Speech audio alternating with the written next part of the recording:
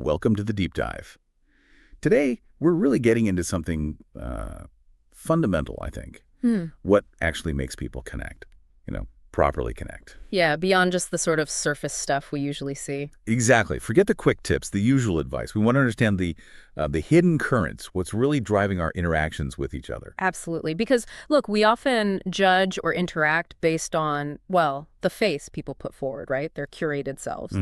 But underneath all that, there's this whole other layer. Unspoken needs, desires. Yeah. Things that really shape our bonds, our attractions. And that's really our mission for this deep dive. We've been digging into some, frankly, fascinating material, looking at psychology, human nature, trying to map out those hidden drivers. Yeah, the goal is to pull out insights you can actually use.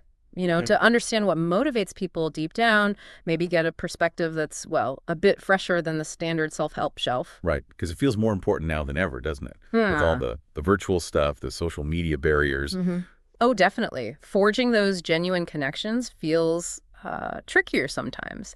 Understanding these deeper dynamics could be key. It really can feel like there are more walls up. You scroll through feeds, and it's all highlight reels.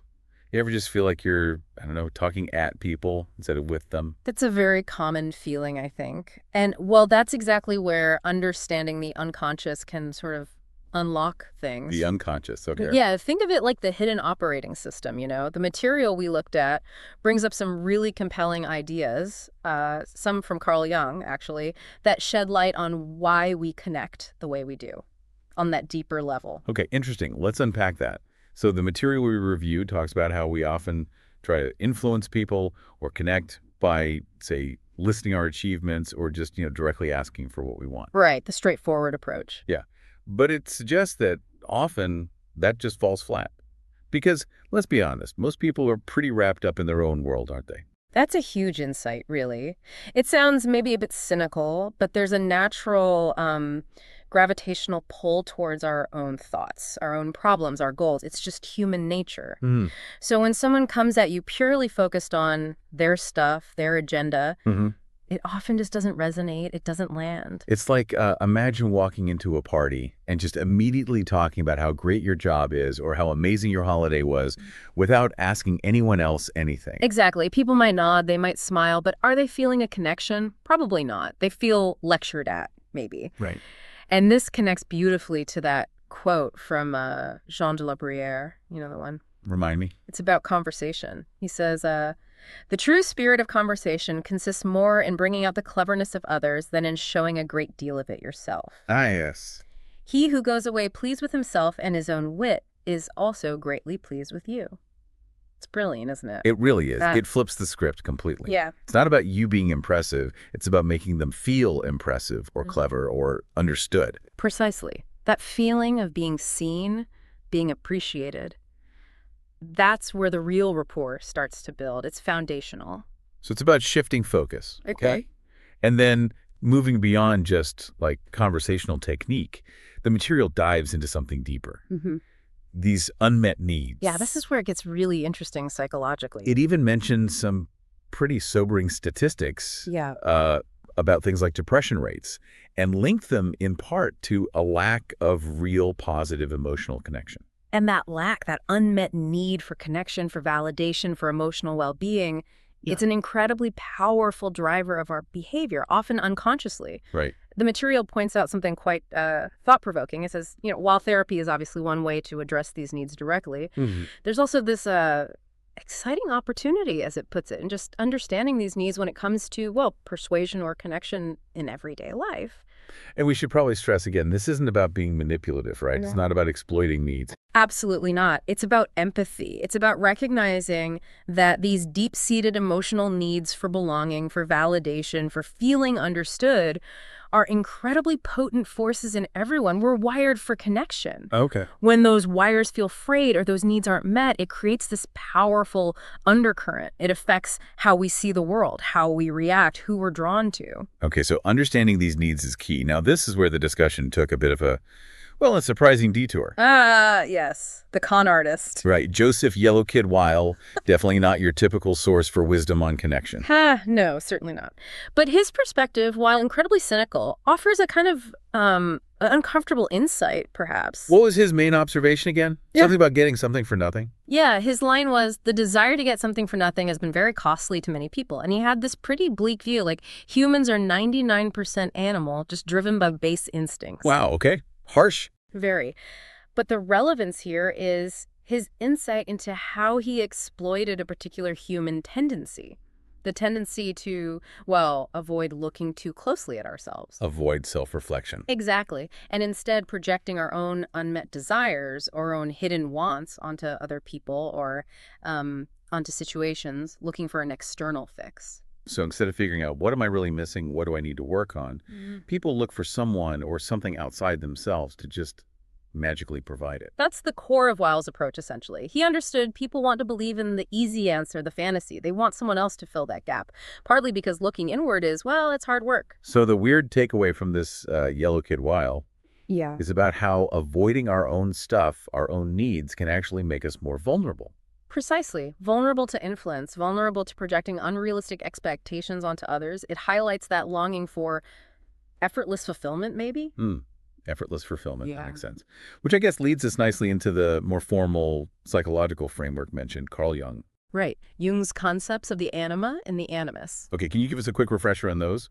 Anima in men, animus in women. Exactly. So Jung proposed that deep in our unconscious, we carry a sort of inner representation of the opposite gender.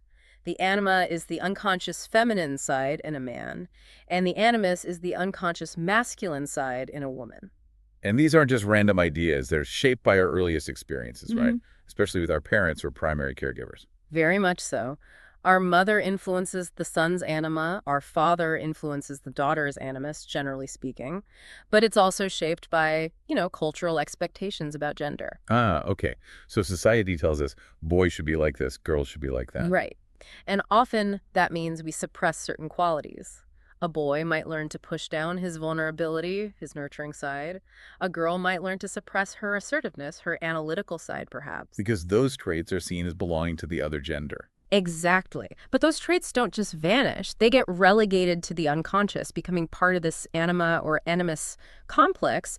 They're still there, just hidden. Okay, so here's the crucial bit then. Yeah. This is linked to attraction. When we meet someone who seems to embody those very qualities we've pushed down in ourselves. That's the connection the material draws, yes. When you encounter someone, typically of the opposite sex, who strongly resonates with your anima or animus, who seems to live out those qualities you've suppressed, it can trigger a really powerful reaction. Intense attraction, fascination, sometimes even obsession. It feels like finding a missing piece of yourself. Wow. So it's like an unconscious recognition. Ah, there's part of me I wasn't allowed to be or couldn't develop. In a sense, yes. It taps into those deep, early emotional blueprints and those unmet psychological needs. It feels like this person holds the key to some kind of wholeness, which often leads to idealization, of course. We project onto them. So it's way deeper than just liking someone's smile or their job. It's this profound unconscious pull towards completing ourselves, in a way. That's the idea. It's a very powerful dynamic. Now, the really practical question this raises is, okay, how do we actually spot these deeper needs or these hidden, maybe suppressed parts in other people? Right. Because people aren't usually walking around announcing their deepest unmet childhood needs. No, definitely not. But the material gives some really useful clues. It says, pay less attention to their carefully crafted statements and more attention to the subtle stuff. Like what? Things like offhand comments, those little remarks people make without thinking too much. Things that make them blush, which can indicate a sensitive spot or a hidden desire. Okay. Their mannerisms, their nonverbal behavior, how they carry themselves, what makes them fidgety or relaxed. And even insinuations, the things they hint at but don't say directly. So the unguarded moments are more revealing than the polished presentation. Often, yes. Because that's when the unconscious material can kind of leak out. A casual complaint might reveal a deep-seated frustration. A moment of unexpected emotion can show a vulnerability they usually hide. The example given was really good. Someone who puts on this front of being super strong, totally independent. The lone wolf type. Yeah. But underneath, they might actually have this really strong repressed need for care, for nurturing, for someone else to lean on sometimes. Exactly. And you might see clues to that. Maybe they get surprisingly emotional about small acts of kindness. Oh, yeah. Or maybe they make jokes about wanting someone to look after them, but there's a little too much feeling behind the joke. Precisely. Or they might constantly be taking care of others, but resist any attempts by others to care for them, which can also be a sign of suppressing that need. So it really boils down to observation, doesn't it? And empathy, trying to sense what's going on behind the words, behind the image. That's the core of it. Listening with a third ear, so to speak. Paying attention to the music, not just the lyrics. I like that analogy. And this brings us to the kind of concluding argument of the material we looked at, which is about the power, I guess, of fulfilling these needs. Yes, but again, with that crucial caveat, it's not about manipulation. Right. It's stressed repeatedly. This isn't a guide to exploiting people's vulnerabilities. No. The idea is that if you can genuinely understand, and perhaps subtly, indirectly acknowledge or respond to these deeper, often unconscious needs and desires, you can create a much, much stronger emotional connection.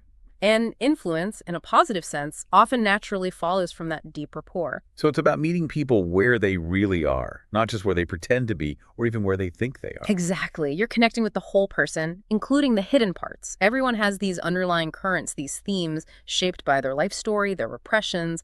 Understanding that allows for a far more meaningful connection than just surface-level agreement. So the big takeaway for you listening, perhaps, is to start tuning in more consciously. Pay attention to those little signals, those subtle clues people give off. Yeah. The offhand remarks, the body language, the things that evoke emotion, they're like little windows into that deeper inner world. It's a shift from just hearing words to trying to understand the person behind them. And ultimately, the material suggests that understanding these unconscious desires, these hidden needs in others, is perhaps one of the most powerful ways to build genuine connection. And yes, positive influence. It's about seeing the whole picture. Wow. Okay, that really does offer a different lens to look through. This has been, well, another fascinating deep dive. Lots of moments where you just go, okay, that makes sense. It definitely gets you thinking, doesn't it? And, maybe a final thought to leave you with. Yeah. Consider how your own unconscious stuff, your own anima or animus, your own unmet needs might be playing out. How might they be influencing who you're drawn to, how you interact, what you project onto others? Oh, that flips it right back around, doesn't it? It does. Because understanding others often starts with trying to understand ourselves, right? Self-reflection runs parallel to empathy. That's a really powerful point to end on. Look inward as well as outward. So maybe the next time you interact with someone, you can think about these ideas. Notice the small things, consider the hidden layers in them, and maybe in yourself, too. It could genuinely shift how you connect. Thank you for joining us for this exploration into the often hidden dynamics of human connection and influence. Yeah, thanks for tuning in to The Deep Dive.